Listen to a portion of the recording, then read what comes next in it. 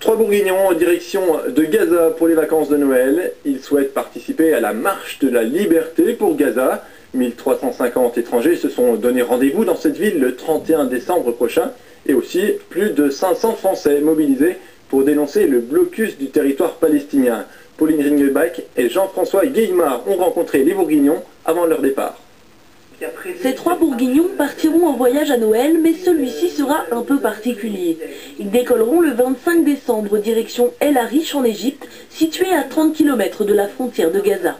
Avec plus de 500 Français, près de 1300 personnes venues du monde entier, ils vont tenter d'entrer en terre palestinienne pour effectuer la marche de la liberté pour Gaza.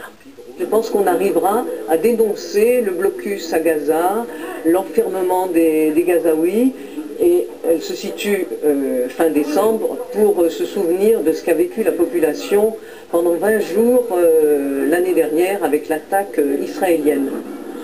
Ces militants souhaitent se rendre eux-mêmes sur le terrain pour ramener des témoignages et constater la situation de leurs propres yeux, même s'ils tentent déjà de sensibiliser leurs concitoyens au quotidien. De là à là, 40 km, c'est Dijon-Beaune. Sur ces 380 km², 22 fois moins que la Côte d'Or, vous avez la population de toute la Bourgogne, environ 1 500 000 personnes. L'objectif de cette marche est d'exprimer une solidarité au peuple palestinien, même si chacun y va avec ses convictions et sa démarche personnelle.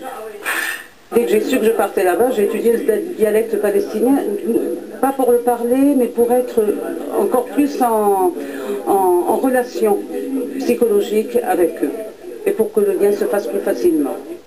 50 000 Palestiniens défileront pacifiquement aux côtés des volontaires étrangers le 31 décembre prochain. La seule inquiétude des associations est de ne pas pouvoir entrer dans la bande de Gaza.